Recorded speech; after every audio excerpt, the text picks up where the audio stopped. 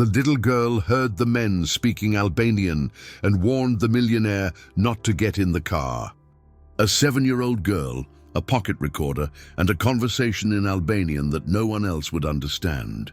What she overheard in the hallways of a tech giant changed a CEO's fate and ignited the spark of a career destined to protect national secrets. Subscribe to our channel, hit the like button, and let us know in the comments where you're watching from. The kitchen clock showed 6:45 when Helen Parker finished making breakfast and called her daughter for the second time. Their apartment was small but neat, filled with hand-me-down furniture and a worn-out rug that Mia liked to vacuum on Saturday afternoons. The 7-year-old girl was always curious, her hair tied back in a loose ponytail, her eyes bright and alert. She loved watching the streets below through the window, counting the colorful cars and listening to the blend of voices from the nearby shops as they opened their doors. That morning, she set her blue notebook on the table and began drawing strange letters, a mix of English and foreign sounds she'd been learning from the neighbor upstairs. Helen watched her with both affection and worry. Her daughter was sharp, but Helen's job at Nova Shield Systems, a digital security company where she worked as a janitor, demanded long hours, and she often feared she couldn't give Mia all the attention she deserved. Still, every time she saw her daughter practicing new words, she felt a quiet pride. Upstairs lived Drita Kelmendi, an elderly Albanian woman with white hair and steady eyes, who'd become almost like a grandmother to Mia. Since the day they met in the hallway, they'd created a routine of shared afternoons. Mia would bring her notebook, and Drita would put on an old Albanian movie with English subtitles and slow-paced dialogue. The girl repeated the words, copied sentences, and giggled whenever she mispronounced the double consonants. Drita, patient and kind, corrected her with gestures and examples, turning every visit into a small cultural lesson. Within weeks, Mia could already recognize common expressions and greetings and had developed a fascination with the rhythm and melody of the language. Helen found it both beautiful and amusing. She barely reads English properly and already wants to talk like in Mrs. Drita's movies, she'd joke, laughing. Drita would simply reply that some children are born with an ear ready to learn. One Tuesday afternoon, after finishing a movie about a teacher and her students, Drita brought something wrapped in cloth. It was a small metal voice recorder with a red button on top and a side wheel to control the volume. "Keep your words in here," she said softly. "Memory fades, but a recorded voice never gets lost." She showed Mia how to turn it on, press record, and play it back. The girl was instantly fascinated by the sound of her own voice. She recorded a short phrase, replayed it, listened again, and noticed the accented pronunciation that made Drita smile. From that day on, the recorder became part of her. She carried it everywhere, on walks, on the bus, on her way to school, even to the grocery store. She recorded the sounds of the street, the wind hitting the windows, the rustle of leaves, and above all, new words. That little red button became a symbol of her curiosity, something that connected the outside world to her small life. Helen found it funny to see her daughter talking to herself and recording everything. She'd tease her, saying Mia looked like a reporter investigating the neighborhood. The girl would just reply that she was collecting voices, which made her mother laugh and shake her head. At night, while Helen washed the dishes, Mia would sit on the couch and listen to her recordings, trying to pronounce each sound more clearly. When the neighbor's radio got too loud, she'd pause, wait for silence, and continue practicing. Sometimes Drita would knock on the door to check her progress and correct her tone. "Not Zimmer, it's Zimmer," she'd say, opening the E like a flower. Mia would repeat until she got it right. Their bond grew through patience and listening. At the end of every visit, Drita would remind her that learning a language was like opening new windows to see the world. And Mia believed it with the full innocence of her age. One evening, Helen came home more tired than usual. She told Mia she'd have to work on the executive floors the next day, the ones with glass walls and grey carpets. because there would be an inspection in the board offices. The girl asked what was so special about those floors, and Helen explained that they were restricted areas reserved for directors and technical staff. She said the building was beautiful but full of rules, and that the CEO, a man named Jordan Hayes, was respected by everyone. Mia listened carefully, imagining what such a high, quiet place might look like. She picked up her recorder, slipped it into her jacket pocket, and asked if she could record people's voices there when she grew up and worked in that same building. Helen laughed, said yes, and hugged her goodnight. The girl fell asleep, thinking about the city lights reflecting off the windows of her mother's workplace. The following days went on as usual. Helen left early for work, Mia went to school, and Drita waited every afternoon with a new movie and a fresh list of words. Each visit expanded the girl's vocabulary. She could now understand short sentences, recognize songs, and even try to translate parts of the international news Drita watched on cable TV. The two celebrated every success with tea and laughter. The recorder was always on the table, as if it were part of their conversations. Drita said the little device had a soul because it captured what the heart wanted to keep. Mia believed her and called it her voice vault. That Thursday before leaving, Drita taught her a new expression that meant, "Pay attention." Mia repeated it several times until she memorized the sound. She couldn't imagine that one day those words would echo in a moment far greater than she could ever dream of. The next morning, Helen received a notice from her supervisor. Her shift would start earlier and end later because of a full inspection on the executive floors. She explained to Mia that she might have to take her along since the school would be closed for maintenance, and there was no one else to look after her. The girl didn't mind. She loved accompanying her mother, fascinated by that world of elevators, automatic doors, and people rushing by with badges around their necks. Helen packed her daughter's lunch, tucked the notebook and recorder into her backpack, and hurried out. On the bus, Mia gazed out the window, watching the buildings grow taller as they neared downtown, wondering how many voices could fit inside each one. Helen straightened her uniform and took a deep breath.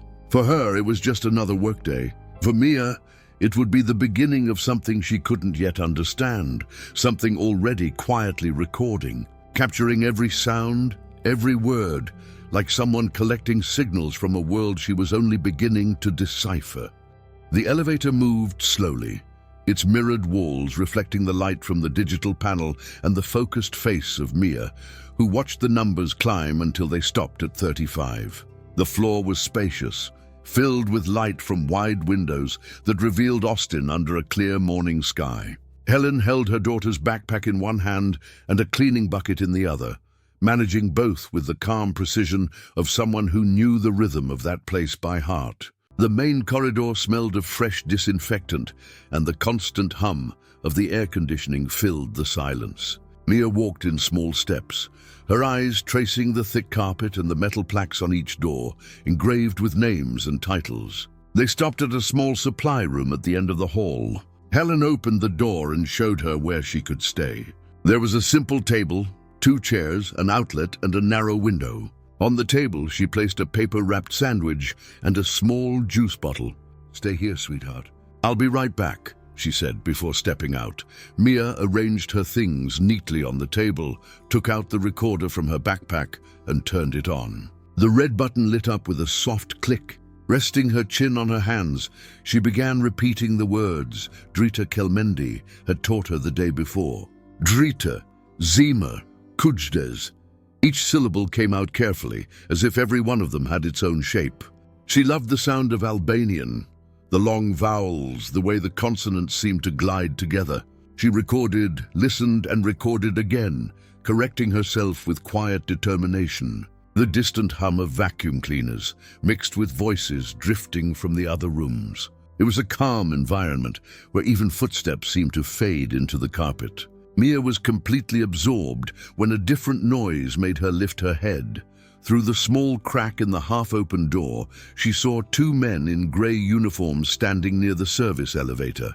They looked like regular maintenance workers, with ID badges and tool belts around their waists. They spoke quietly, but their tone caught Mia's attention. The first sentences were in English, full of technical words about wiring and devices, but then the sound shifted.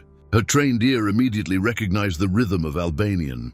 She leaned closer, pressed the record button, and aimed the small microphone toward the hallway. Her heart began to beat faster, not from fear, but from the strange excitement of hearing something familiar in such an unexpected place. The sentences came quickly, broken by short pauses. Even without understanding everything, Mia sensed that it wasn't ordinary work talk. One of the men said something about installed, and the other replied using a word she knew, Zyra Edreitorit. She remembered Drita explaining that it meant the director's office. The recorder kept running, the red light blinking every second. Mia held her breath and focused. The next words carried a sharper tone. The device is in the office and in the meeting room, and the brakes on his car are ready. The name Jordan Hayes slipped into the conversation. Mia didn't know the man, but she had heard her mother mention him before. He was the director of the company, the boss of everyone. The voices grew distant, swallowed by the metallic sound of the elevator doors opening and closing. The girl slowly exhaled, still not moving. She waited until the footsteps disappeared completely, then turned off the recorder. The small device suddenly felt heavier in her hand, as if it had captured something far too important to hold. She stood still for a while, gripping the recorder, trying to decide what to do next. She repeated in her mind the words she understood and those she didn't, stringing them together in a way that sounded both strange and alarming. There was no one around to confirm what she'd heard. Helen was somewhere else on the floor, and the corridor was empty. Mia pressed the recorder against her chest and remembered what Drita always said when they wrapped up lessons. When you hear something wrong, pay attention. It might matter. A small shiver ran through her. She slipped the recorder back into her backpack and sat down again, eyes fixed on the door, as if trying to catch the echoes that silence might still be hiding. The afternoon dragged on, and the floor returned to its usual rhythm. Helen wiped the windows, unaware of what her daughter had just witnessed. Restless, Mia opened her notebook and wrote down the words she remembered, sketching out strange letters and trying to mimic the sounds. The wall clock showed 2:30. The hallway was quiet, but her thoughts were stuck on those voices. She looked at the recorder and squeezed it tightly, feeling the cold metal against her palm. She didn't know what she would do with it, only that she had to keep it safe until she understood what those words really meant. Mia left the supply room with the recorder in her hand and hurried down the hall where Helen was wiping the glass dividers. She called out to her mother with urgency, asking her to listen to part of the recording and pointing to the spot where she had seen the two men in grey uniforms talking. Helen paused for a moment, listened to 2 sentences, frowned, and handed the device back, saying it was probably technical chatter. She explained that on the executive floors, people were always talking about installations, meeting rooms, and the director's office, and that random words taken out of context could sound strange. Mia insisted, describing the phrases she recognized in Albanian, mentioning the company's CEO by name, and repeating the part about the brakes. Helen sighed, glanced at the wall clock, said she was behind schedule and couldn't argue about it in the hallway. She told her daughter to go back to the supply room and stay quiet until her shift ended. The girl nodded, eyes down on the recorder, and retraced her steps, feeling as though the corridor had grown longer. Once inside, she shut the door, placed the recorder on the table, and stood still for a few seconds. She sat down, opened her notebook, and wrote the words she remembered, one per line so she wouldn't mix them up later. Then she replayed the file and listened again, this time turning the volume slightly up, trying to catch pauses and tone changes. The ceiling fan made a steady hum, and the faint squeak of cleaning carts rolled by in the distance, forming a soft rhythm beneath the recording. Mia leaned close to the speaker and mentally isolated the parts of the dialogue she knew, marking each recognized phrase with a pencil line. With each playback, her quiet conviction grew. This didn't sound like maintenance talk. There were no words about broken parts or replacements. Instead, they mentioned specific rooms and a person's name. She stopped the audio, slipped the recorder into her pocket, and stared at the large clock hand visible through the crack in the door. She remembered hearing a time reference in the conversation and realized that if something was going to happen, it would be that afternoon. She decided she had to see who walked down that corridor and when. She pulled the chair closer to the door, positioning herself at an angle where she could see without being seen. The floor moved in its usual rhythm. Employees carrying laptops, someone with a tray of water bottles, a technician checking a control panel in the distance. Mia kept the recorder tucked away, avoiding attention, and calmed her nerves by watching the clock between footsteps. Helen passed by twice, alternating between rags and a spray bottle, unaware of her daughter's watchful eyes. The elevator light blinked, opened, closed, and the flow of people continued normally. As the clock hands neared the hour, Mia stood, adjusted her backpack strap and rested her hand on the door handle. She didn't leave yet. She waited, listening for firm footsteps coming from the main corridor. 3 voices passed by, 2 security guards chatting quietly and a receptionist with a clipboard, but that wasn't who she was looking for. She replayed the Albanian phrase in her mind as if rehearsing a lesson and kept her focus on the passage leading to the elevators.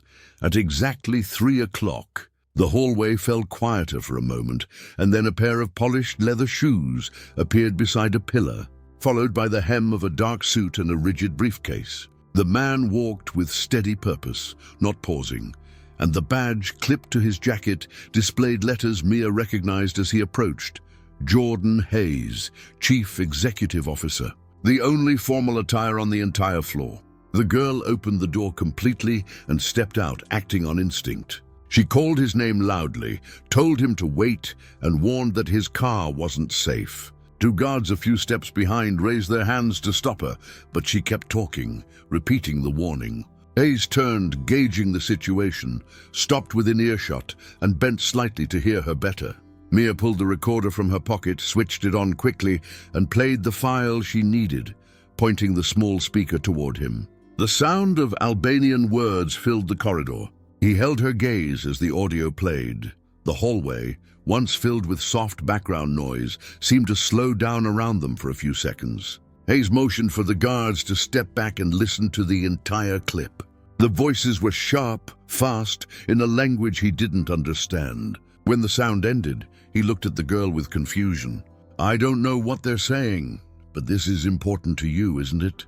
Mia clutched the recorder to her chest and answered firmly, "They said your name and something about your car's brakes. I might only be 7, but I know when someone's talking about something bad. Do you really want to take that chance?" Her tone carried no fear, only certainty.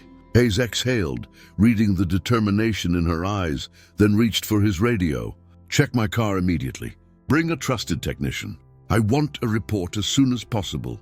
His voice was steady, decisive. The corridor came alive with movement. He handed his clipboard to a guard, told them to inform reception of a delay, and thanked the girl plainly. Mia tucked the recorder away carefully, took a deep breath, and stepped aside to clear the path. Helen appeared at the end of the corridor, startled, hurrying toward them, unsure of what was happening. Within minutes, the maintenance crew arrived in the parking level with tool cases and a flashlight. Hayes led them to the service entrance, and Mia followed at a safe distance beside Helen. The air downstairs was colder, smelling faintly of rubber. The executive's black sedan sat parked neatly, spotless and aligned. One technician opened the hood, connected a scanner, and checked the connectors, while another lifted the front left wheel to inspect the brake assembly. The supervisor asked for silence, crouched down with the flashlight, photographed the area, checked the part number, and looked up at Hayes. There was a component that didn't match factory specifications, subtle, hidden well enough to pass casual inspections. The next step was clear. Isolate the vehicle, document the finding, and remove the altered piece for forensic testing. When the disassembly was done, the supervisor explained in plain terms that the modification could weaken the braking system under specific conditions, causing delayed pedal response. He made no assumptions beyond the data, just presented the facts. Hayes thanked him, stated he wouldn't drive the car, and requested alternate transport. Turning to Mia and Helen, he confirmed that the recording had led them in the right direction and told them they'd talk privately once internal procedures were completed. A security officer escorted mother and daughter to a nearby room, where they were offered water and asked to wait. Mia placed the recorder on the table, still switched on, resting like a tool between missions. Helen held her daughter's hand, glancing at the device and then at the door. The sub-level buzzed with footsteps, radios, and clipped voices. No one spoke more than necessary. Everyone did their job precisely. The afternoon carried on from there, under heightened vigilance, reports being written, and the next actions quietly falling into place. The parking garage was sealed off within minutes, and news of the tampered vehicle spread quickly through the upper floors of Nova Shield. Technicians and security officers rotated around the car, while a local police agent wrote down the first details of the case. Helen kept Mia close, torn between wanting to thank and scold her, but the girl's steady expression told her this wasn't the time for questions. The recorder was handed to one of the investigators, who listened with headphones, rewinding the key section several times. When Jordan Hayes arrived, the officers asked him to wait for the preliminary report. He stood silently, his tie loosened, exhaustion visible on his face. A few minutes later, a digital security technician came down from the main office with a short summary. The bugs Mia had mentioned were found, one hidden under the CEO's desk, the other embedded in a meeting room ceiling sensor disguised as a temperature monitor. The discovery turned suspicion into certainty. Mia's audio had become the key linking every loose end. Two of the men in grey uniforms were located on company grounds and detained without resistance. Police uncovered fake IDs and transmission equipment concealed inside their toolboxes. The lead officer quickly contacted the FBI, since the case now involved potential international espionage. Nova Shield, the company developing the market's most advanced secure communications software, was the target of a code theft attempt. The experimental project used layers of encryption so intricate that it had become highly valuable to both governments and private buyers. The infiltrators' plan was simple and ruthless: record meetings, extract information, and eliminate the CEO by staging a car accident to cover up the breach. Hayes listened to the report silently, his eyes fixed on Mia, who sat quietly with her hands in her lap, absorbing the commotion with composed curiosity. By early evening, federal agents arrived. The building's security office was turned into an improvised interrogation room. Mia and Helen were called in to testify, accompanied by a company lawyer.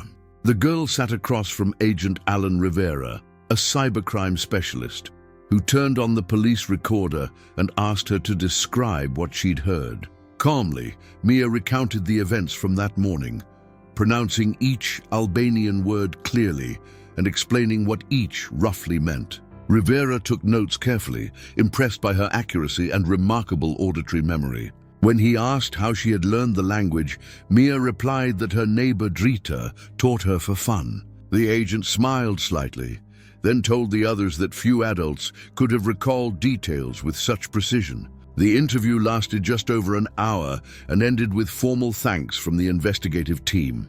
As the agents wrapped up the paperwork, Jordan Hayes entered the room. His suit was wrinkled, and the dark circles under his eyes betrayed his fatigue.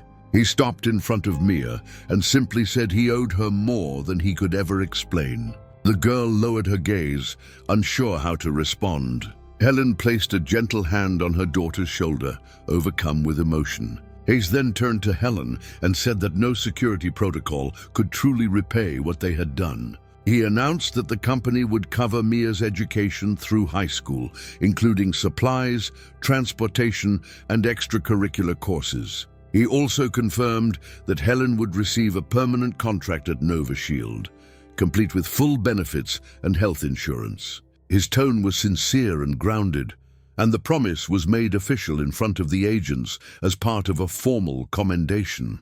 Helen tried to refuse, but Hayes made it clear this story would not be forgotten. The following day, mother and daughter gave their formal statements at the district precinct, and soon the press caught wind of the story.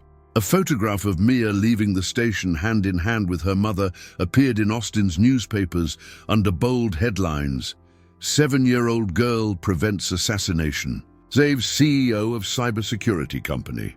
Reporters tried to contact the family, but Helen chose silence. Nova Shield released an official statement praising the courage of their employee and the intelligence of her daughter, noting that the investigation had uncovered a global tech espionage network. The FBI confirmed that the 2 imposter technicians were part of an international ring, selling classified information to foreign buyers. The company's software project was immediately transferred to high-security servers, and Jordan Hayes personally reinforced all internal safety protocols.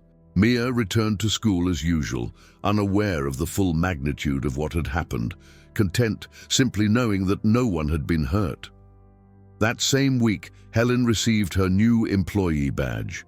When she came home with it, she showed it to her daughter as if it were a trophy. Mia smiled and asked to record the sound of the badge tapping the gate scanner, saying she wanted to keep that memory. Helen laughed and agreed. It was her daughter's way of documenting the world. The next day, an envelope was delivered to their small apartment. Inside was a letter signed by Jordan Hayes and a check so large that Helen struggled to believe it was real. It was a generous reward from Nova Shield's board, a formal recognition of their courage and decisive help. The amount was enough to pay off every debt, renovate the apartment, and secure a stable new beginning for both of them. It also included an education fund in Mia's name, meant to cover future studies, exchange programs, and language courses. Helen read the letter several times, tears running freely. She slipped the check inside a book and hugged her daughter tightly, saying nothing. On the small desk in their room, the recorder rested beside a notebook filled with Albanian notes written by hand. Mia replayed the old tapes, now with new meaning, thinking about how the words of a distant language had changed so many lives. Helen, watching her, felt a quiet, profound pride. She finally understood. Her daughter hadn't exaggerated. She had simply heard what no one else could. The years passed like well-kept pages in a book. Mia Parker grew up in a more stable world, surrounded by opportunities that once seemed out of reach. The scholarship Jordan Hayes had given her transformed an ordinary life into a promising one. By 16, she spoke English, Albanian, and Spanish fluently. The recording she once made to practice words had turned into a lifelong habit of study. She began recording everything: conversations, machine noises, street sounds, even the faint hum of electronic systems. She was fascinated by how every sound carried a pattern, a kind of hidden code. Helen, now head of cleaning at Nova Shield, watched her daughter's progress with pride, remembering how it all began with a pocket recorder and a little girl who listened too closely. Jordan Hayes, meanwhile, stayed in touch, sending books, online programs, and recommendations for tech courses, quietly investing in her future. By 18, Mia entered college to study software engineering, determined to follow the path that had captivated her since childhood. In her first semester, she quickly stood out for her skills in cryptography and network security. Her mind worked like an algorithm, precise, logical, and endlessly curious. But what truly amazed her professors was her auditory memory.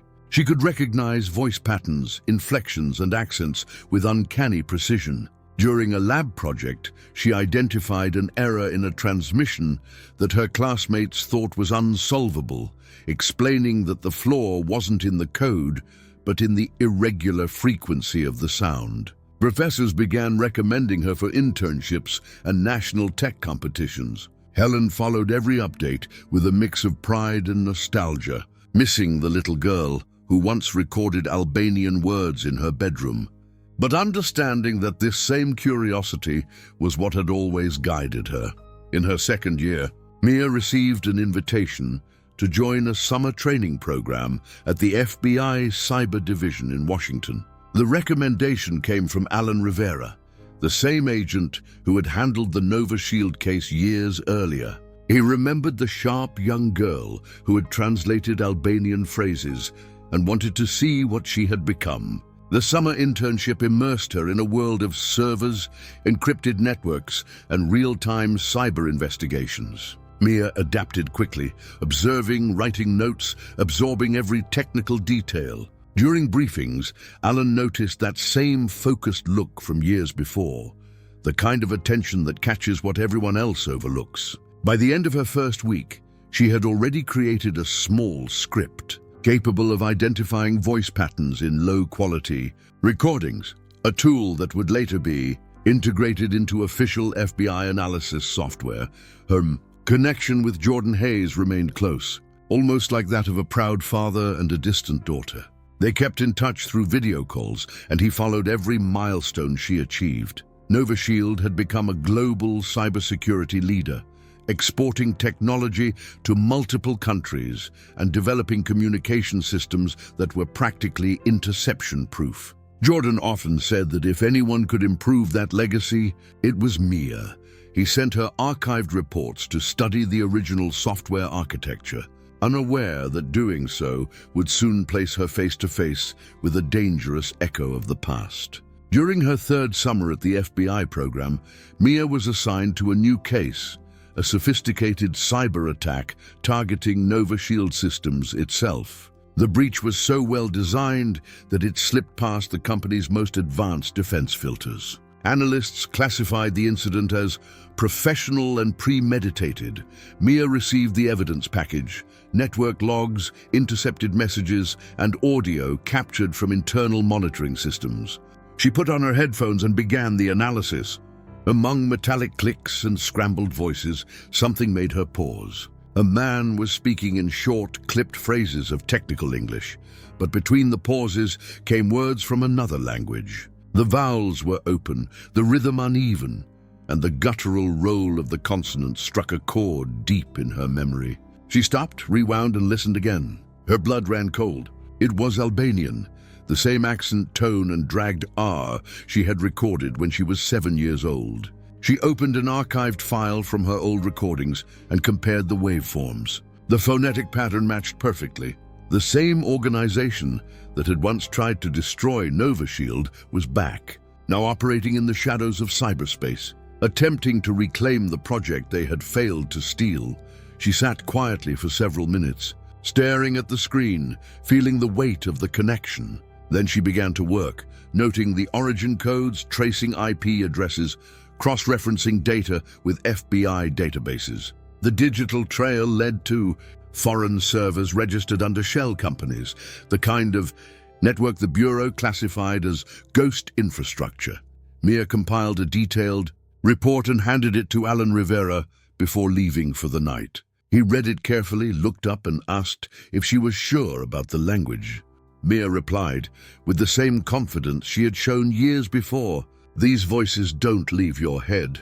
They're the same people." Alan didn't question her. He ordered complete confidentiality and forwarded the case directly to counterintelligence.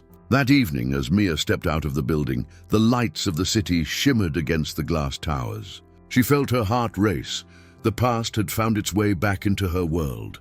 But now she wasn't a child with a recorder. She was ready, equipped with knowledge, training, and purpose. The echoes she once captured had come full circle, and this time she would be the one decoding them.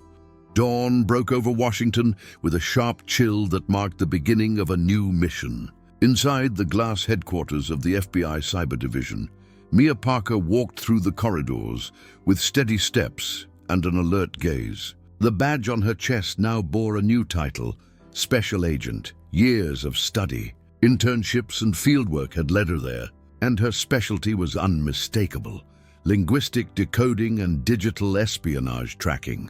Around her, screens flickered with intercepted data streams, diagrams, and live transmissions. The team under her command consisted of analysts, forensic specialists, and field agents. That day, the most significant case of her career was reaching its peak: an international espionage network that had infiltrated technology companies across the country.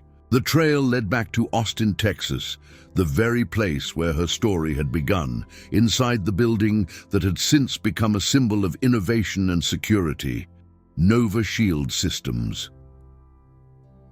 The flight to Austin was quiet. From her window seat, Mia gazed at the city she hadn't seen in over a decade. The Nova Shield building stood in the distance like a preserved memory, unchanged, still guarding the start of everything. The operation was scheduled for early the next morning. Equipment was installed discreetly across key floors, and Mia's team split between the executive offices and the technology wing. During the sweep, one of the agents discovered something unusual embedded in a conference room ceiling. Mia approached, examined the device with a flashlight, and confirmed what she had already suspected: microscopic digital bugs, smaller than a grain of rice, powered by inductive waves and invisible to standard detectors. There were several, some hidden within motion sensors, others inside air vents. With precision and patience, Mia mapped each one, noting their frequencies and sketching signal range diagrams. The same building that once hid a plot to destroy had now become the stage for her triumph. While the team removed the devices, Mia focused on the transmissions that were still active. The audio was faint and fragmented, but after applying multiple filters, a voice emerged, switching between English and Albanian. The tone was cold, the rhythm measured, the intonation eerily familiar. That cadence had been etched in her mind since childhood. She fine-tuned the frequencies and traced the source of the signal to an industrial facility 30 kilometers outside the city, a supposed import company that served as a front. Within minutes, orders were issued and a tactical team moved in. The operation unfolded with precision. Inside the facility, they found computers, servers, and forged contracts, all connected to the same criminal organization that had once tried to steal Nova Shield's prototype. When the agents returned with the suspects, Mia reviewed every report detail with calm focus. Not celebrating, just certain that the circle was finally closed. Days later, a formal ceremony was held in Washington to honor the team responsible for the operation.